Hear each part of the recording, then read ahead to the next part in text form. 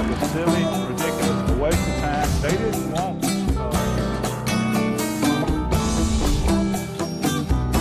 that's why they were so successful. That's why they got away from it. I'm surprised they didn't go bigger. I made a living in Ferriday. Dianne Andrews in Black and White. Welcome to Dianne Andrews in Black and White, and I'm your host, Dianne Andrews. Thanks for joining us in the 3 million homes in Louisiana and Mississippi, 3 counties we go to. And thanks for joining us on YouTube and Vimeo. We appreciate you watching us, and hopefully you're enjoying some of the series that I do. This is the 5th show on the Silver Dollar Group of the Ku Klux Klan. I am still on location in Louisiana and in Ferriday, Louisiana, over near Natchez, where the Silver Dollar Group was well alive and vibrant in a bad way in the 1960s. So we're today coming to the high school that you've heard me interview Mr. David Whatley, who is the man who integrated Ferriday High School. And that's where we are today. Ferriday High School has 300 plus students today, and 97% of them are black. Only 3% are white. We're doing a panel of 3 children today. None of them are seniors. Sophomore and juniors are with us today. Nicholas, Mignon, and Dianne. Which one of you all, you're a sophomore? Yes, ma'am. And you're a junior, and you're a sophomore. So 2 sophomores. Tell me, since it's overwhelmingly black in this school and in this city, it's 87% in Ferriday. What do you feel about black-white relations in the school and outside of the school? Nicholas? In the school, you can live with it. But outside of the school, it's a different story. I mean, you have different things going on outside of the school than you do inside of the school. And you say you can live with it. Now, whites are definitely a minority in this school. Right. So do you think that when they get out of this environment, there are different kinds of people? Do they act differently toward black people or toward you? Not necessarily, but not the students, but in the environment, you know, you still have some that... You mean in the stores, just the everyday living, activities of daily living, we call it. Right. Tell me the difference. Well, in the school, inside and out of the school, you meet friendly people. And of any race, of correct? Any race. Yeah. And you can get along with some, and you know you can't get along with some as well. But inside the school, it's like it's a different vibe that you can give from other minorities than outside. Are there the school. Asians in this school? Very few, if any, right? No. So it's only black-white. It's really only black-white here. Right. Okay. But basically... Do you have white friends? I do. Yes. Mignon? Tell me, what do you think of the question of black-white? Just what do you think of black-white relations in youth from your perspective? Well, I agree with Nicholas. You can live with it, you know, yeah. And it's nice to have different friends of different races. Right. Because you're able to interact and, you know, find out about one another. Right. And learn different things, right? Yeah, everyone isn't racist. Right. And you'll find at the end of the day, do you know blacks that don't like whites? Yeah. Right? Right. Is that racist? Yeah. Yes. Right. So you'll find it on both sides, right? Right. We've got good people in the black race. We've got good people in the Asian race. We've got bad people in the black and white and Asian and every race. People are people, as Martin Luther King, you've heard who he is. Judge us by the content of our character, not the color of our skin. Tell me, what do you think, DeAndre? Pretty much the same thing, DeAndre? Yes, ma'am. It's like, as you're a youth, you know, you can get along with basically anybody that, you know, that you grow up with. Like, as long as you grow up with them, then you can get along with them. But it's like, as you get older and you start to meet Did you grow up with any whites? Have you grown up? Not that you're that old today, but how old are you now? 15. 15. No, I really didn't grow up with, like, a whole lot of white friends and people like that. Any like, of you? Any of you had white friends, you know, 5, 6, 7, 8 that are lifelong friends so far? Not No. really. But, like, junior high and high school, you know, you meet new people and, you know, more white people start coming in and leaving. And it's kind of, you know... Coming to the school system and leave, they don't graduate, they leave the school system? Like one of my white friends' name was Kobe. He had came to the school, stayed here for a little while, then he had left. Do you think he left, did they just move, or did he leave because he wanted to go to a different school, a better school, or a different location? Some people call them white flight schools that we're going to talk about later. Did he go to a white flight school? Yes, ma'am. You know, you heard about that in the 60s, and when you think about it today, it's really odd to hear, but a lot of public schools have turned into mostly minority and poor people's schools. Do you realize that? Do you kind of know that? And people who have money or more means, it seems to be, no matter what complexion they are at different schools. Like out here would be Lake Concordia and Lake St. George, I guess, has some schools they've just built that I'm going to talk to the mayor about later. So what are you going to do as you become an adult? What do you all think about the cases that you see? Do you think they kill more blacks or more whites in America? Police kill more black, usually men, or more whites? Right. It's a target on. You think it's more blacks African-Americans, being yeah. killed? Do you know what percentage of the population black people are? No. 13%. 13. Do you think there are more of us in prison than there are whites? Yes, I believe. We're 13%. You think all of us in jail? No, not. You got 2.5 million people in the prison system. They killed last year an average. You can look at 5 or 6 different statistics, you know, from various databases. Washington Post did an article and did a study on how many police shootings there were that killed people. And 50% who were killed were white boys. It was about 1,000. Some say 950 to 1,050. And Killed by whom? by the police. We're only talking about police shootings, is what I was asking you. 200 and some were black youth, black boys.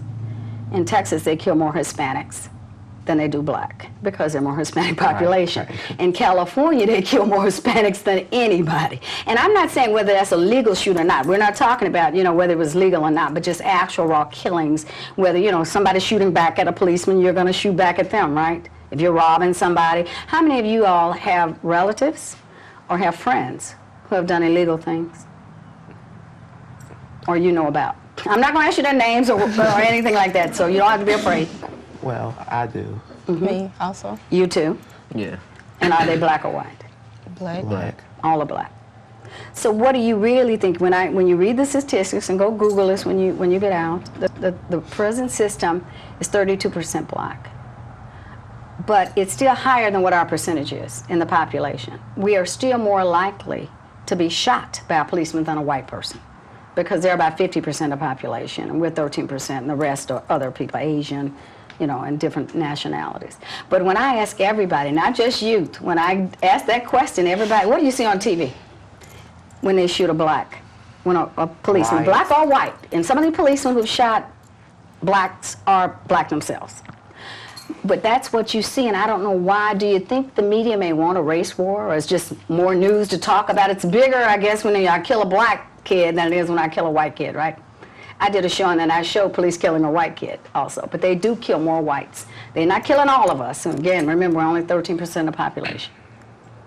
Hispanics are 15% now in America, so we're the minority. Tell me what's the biggest problems you all are having today as a black youth in America? I guess witnessing all of this before our eyes. I mean, you never know when you're going to leave because everything happens so fast. You're talking about death. You're talking Right. about witnessing blacks getting shot. Right. I mean, as we're growing up, we see these things and we just think about how it's going to be in the future when we get old enough and to get out in the environment and stuff like that. And I mean, Do you plan on going to college or I do. getting a skill or trade? All three of you all plan on going to college. What do you Yes, want to ma'am. do? I want to do law. And be a lawyer. So you see, you're going into the right thing to make a difference. Right. What about you, Mignon? Pharmacy. Oh yeah, you told me going to pharmacy. One of the best pharmacy schools in the country is down in New Orleans, right? Xavier. That's right. And you're undecided right Yeah, now. understand. On between. But each one of you all said you had witnessed crime, and each one of you all said it had been by black people. So do you think that we may, because of our poverty situation or low income status, may attempt to do more crimes? Well, on my end, They didn't. they did. And Right. I mean, some people, they have no other choice. You never know what they're going through. Right, that's They true. might be afraid to ask the next person for something because you might be afraid of what they think of you. So, I mean, people just go out and do things just to do it. But Nicholas, do you think they may not, should be afraid and to at least attempt to try to get help if you're hungry? They should, Right? but they probably. Because you could end up in jail. Right. And that's a much worse situation, right, than being hungry. Yeah. What about you, Mignon? What was the question? That was you, Deandra. You have someone in prison. You said it was okay for me to ask you about that, and it is your father, right? Yes, ma'am. Two of you all come from single-parent homes. Right. You have another brother and your mother and you, right? And you have your father's incarcerated. Yes, ma'am. Do you mind me asking, what did he do? I'm not really sure. Okay, and he's been in 5 years, I think you said, or how long? Yes, ma'am. Is I he think it was slated to get out? conspiracy. I think it was conspiracy. Conspiracy to I'm not sure. not overthrow the government, huh? Not that kind of conspiracy, huh? You don't know what kind, though. How long does he have to be in there? They actually sentenced him to life with no parole. That'd be interesting to find out what kind of conspiracy that was. Wow.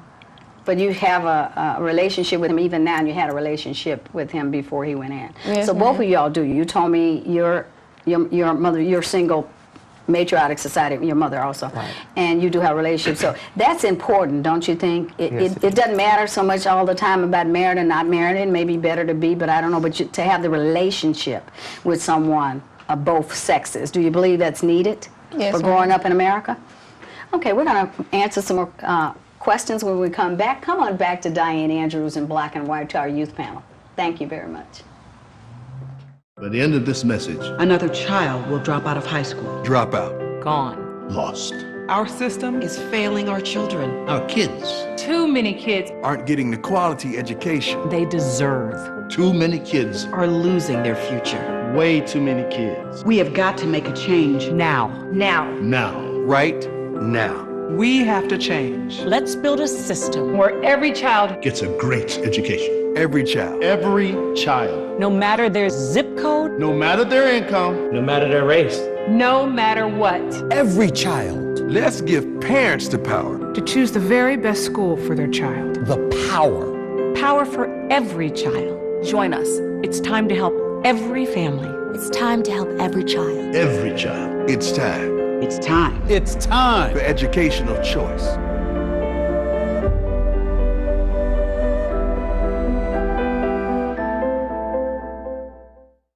If you all could change anything and make this world a better place for you and for the world, first for yourself, what would you change? I would Yeah. change, like the interaction with other races. Like if we can all like get along together, like as a whole group, I think it'll be, What do you think way we should better. do? How do we start doing this? Making it better? Like, well, I would think is like little activities that we can do together, or like do something like social media based. 'Cause I know a whole lot of people is into the social media Right. thing. Like start a trend. Like it could be small at first, but then add a couple people in it, show more people to it. And it Sound, could- it will could you grow. start it? Deandra, sounds like a great idea. Why don't you do that? I'm not a big social media type person. No. Anyone else agree with him and want to start I this agree. project? I will start it. I think Nicholas would. I will start it. Now, what are you going to do? Ask people to join this? Why don't we all get along kind of a social media site, or what? Yeah, and we can get together in person and we can all hang out and we can just talk about certain things, and just Issues in bond. life, because Right. you've got white students have the same problems that you're Right, going through, right. whatever those are, right? People Yes, are ma'am. people at the end of the day. So when are you going to start this? Next time I come back here, Nicholas, I'm going to keep up with your principal, Joyce, and ask her, well, you've started this. Why don't you start with the 13 students that are here? You say hang out together. Have you ever asked, why don't we go have a Coke after school or whatever you do after school? You ever asked? And the white students to participate with you? We haven't asked. Yeah, no. Because we never know what the next person's doing, but Yeah. we can start. Yeah, you can't do it unless you ask, right? Right. And see if they want to participate. What about you, Mignon? What do you think? I think we should do it. It's a great idea. Okay. So I'm challenging you three to start. Nicholas going to help with the social media. Deandra, you don't do social media, but you can start asking your fellow white students or Hispanic, whatever, non-black students, but you just have black, white here today. But if someone else comes, you say you had one Hispanic that left, and ask them, why don't we all start, or why don't we all get along Come together. and come together, whatever you want to name it. I'm going to come back here, okay? Okay. Well, you all have done something for me. Yes, Sounds ma'am. good. Thank you. Thank you. You're great students. Good luck. Between black and white, there are always shades of gray.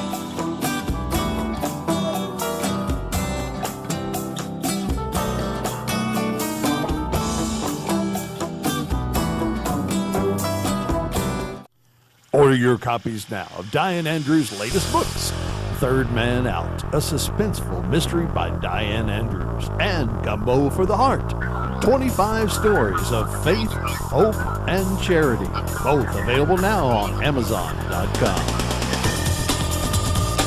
What's hot? Respect for people. What's not hot is hating people because of their color or religion. What's not cool is anti-Semitism. It's a long word for racism. Anti-Semitism and racism are the same thing. Don't let anyone tell you otherwise. Speak out against anything racist, any kind of bigotry, the minute you hear it. Let's fight all types of racism and anti-Semitism together. Don't be silent. Remember, we are one voice. Thanks for coming back to Dianne Andrews in Black and White. We've got 3 new panel members. We've got Susan Gilley, who was a resident about 30 miles from Ferriday, and she experienced in 1969 some desegregation of her high school, and we're going to talk about what that seemed like. You've seen Mr. David Whatley. He's a regular on the show, and he is the man who desegregated the school that we're sitting in today, the Ferriday High School.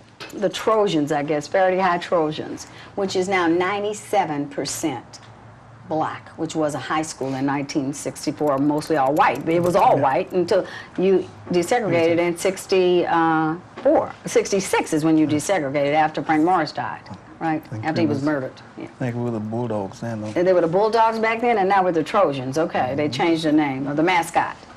Now, and next to him I have the principal, Miss Joyce Ross, and she's from Natchez, Mississippi. So, Russ, we're going to talk a little bit about what we've seen. You heard what the students said, the youth. Yes. What did you all think? I'll start with you, Joyce. I think what they said is true. The relations here at the school are fine, but I think when you go out into the community, there's a difference, as it always is with most situations. You adapt to the environment that you're in, but when you're away from it, things change because you're with your peers, and when you're with your peers, you're different than when you are in a situation where you're not as comfortable. Do you think what we came up with the youth, with the 3 youths, is a good idea for reaching out to the 13 whites who do go to the school and trying to do something outside to see if they can get a better understanding? Yes, ma'am, I do. I think that would be, and the social media aspect of it. So as I told them, I'm challenging them for that. So I'll be checking with you in a couple of months to see what Nicholas, who's doing the social media part, will do. And let's see how far we can get. What do you think is the reason that there's so few whites at this school? They have something called white flight schools, is what the mayor has called it to me. Yes, ma'am.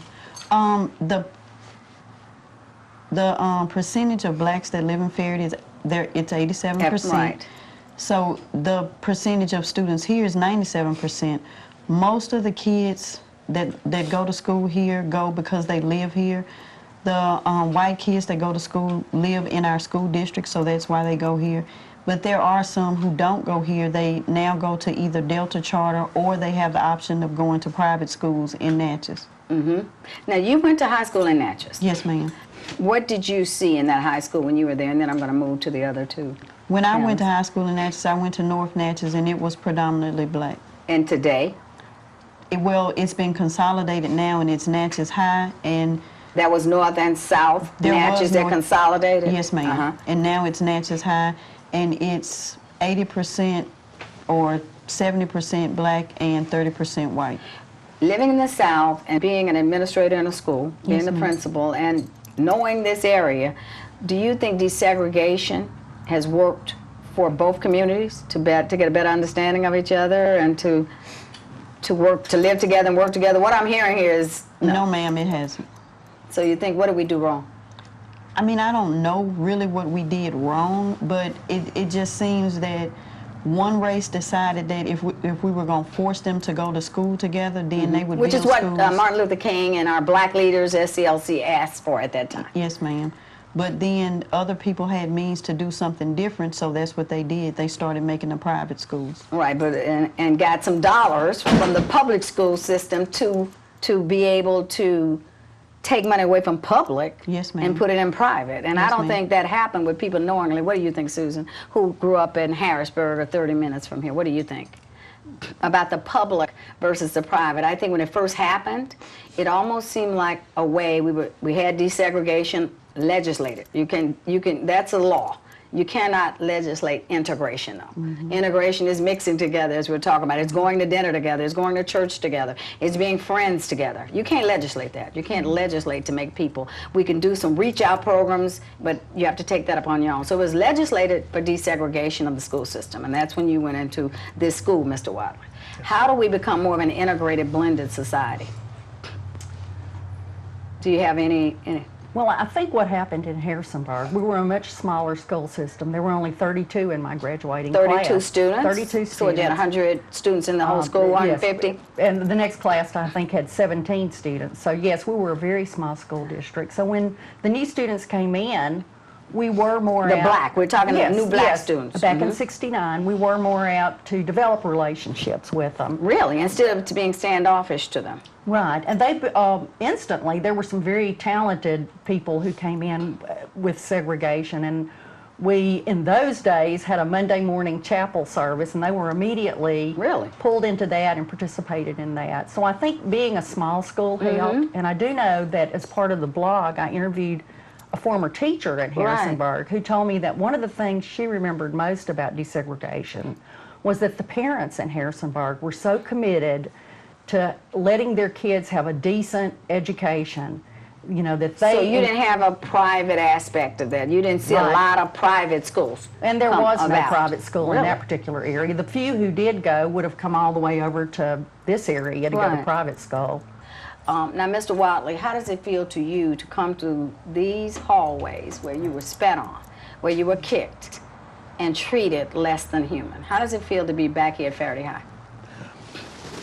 To be perfectly honest with you, it is a chilling effect. Have you been back since then? Is this the first time? And as I bring you back for the show, is this the first time? Okay. And as I was saying, it gives you a feel of, well, right now, it's gratifying because I can see progress from what happened. Yes, we have a black principal here. Yes, and I hear them say that it's not better. I beg the difference because the students, what they said. Yes. I don't think they know from whence people they come. came. Yes. Exactly. Yeah. Because at that time, you were in the black school, and you had what you call black power, but that was the very, very minute thing. You were in an area where I have to go back to what is being said now, I guess, by our new president, when he said you were living in hell, you know, and you were, but you didn't know the difference because you didn't have heaven to measure it by. Right. So what's happening right now... He's also said, 3 times, he said, I'm going to go in and try to help the inner cities. And he doesn't have to say that he was not elected by black people, that's for sure. Right. But no other president has ever said that. There are a lot of statistics that people don't know of what presidents have done. And who incarcerated the black people was Bill Clinton. Yeah, and I'll briefly say this, that I think Dr. Martin Luther King would probably be turning over in his grave. Because what his intent was that you would have that freedom. Little black boys and little black girls, little white boys and little white girls would be holding hands, which means that you would be friends. You wouldn't be enemies of each other. And my intent here was because there were better equipment. There was better books, better So everything. separate but equal, because when you came here, you saw that it was not equal. What was the name of the school you went to, the black one? Ferriday High. I'm sorry, Severe High. What was the name of it? Severe. Severe? Severe High. What does that mean, severe treatment? We're not going to give you some good books, it's going to be severe over here? It was Severe High School, and it was, we were receiving the hand-me-downs from Ferriday High. Did anybody, you're an educator, did you see Hilary Swank in the movie Freedom Writers, W-R-I-T-E-R-S, not the Freedom Writers? You saw what she did in the black community, well, the poor community, but it was, 90% black. You had the one poor white guy in the class, and you had a few Asians in the class. And they were treated that way. And this was, 15 years ago in Long Island, California. And she took that class, which was the worst in the state of California, and she started treating them like human beings. She showed them you are not alone. She took them to the Holocaust Museum. No one's been treated worse than Jewish people in the world of what Hitler did to the Jews. They didn't know how bad other people had it to understand how good you still have it in America, even as bad as you think it is. And that's what you're saying. Right, you got to The break out. youth today don't know the perspective of what you went through Right. and what Martin Luther King gave his life for and what blacks in the 60s had to go through to get the abilities to come to Ferriday High, even though it may not be what we want it to be today because people have maneuvered around the system to private schools. But it's a whole lot better than what Than we it had. was, yeah. Yes. But I it's agree. still, right now, it's separate. Yeah.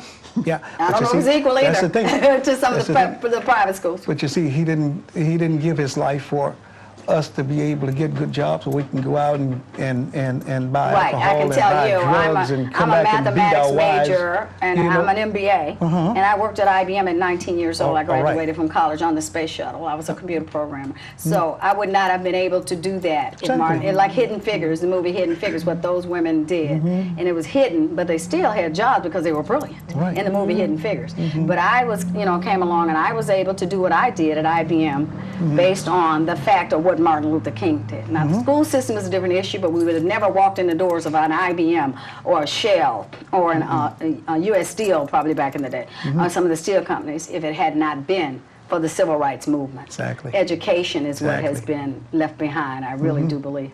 Yes. Anything anyone else would like to say real quickly? Well, quickly, Cynthia. before we close, before you go, is that I would like to tell everybody that this lady has done things that Martin Luther King hasn't done or could not do in his day, things I didn't do. She's a all-around different person, a God-fearing person who has opened the doors and is opening the doors for many of our people and our problems that we can't air any other way. If it weren't for her, we wouldn't be here today telling this that other people can hear to know where we came from. And like she say, from whence we came. So we need to know, unless you know where you came from, there's no way you can know where you're going. Oh, thank you, Mr. Whatley. I appreciate it. As I said, Dianne Andrews in black and white. We want to be a truth teller and shine a light. And I am like Donald Trump. I have to say it like he did in the campaign. I pay for this myself. So but God has blessed me to have the ability to do that and to try to help the world. Thank you very much. But remember, though, between black and white, there are always shades of gray. And go out and light your light and help your neighbor light their light. Thank you very much from Dianne Andrews in black and white. Between black and white, there are always shades of gray.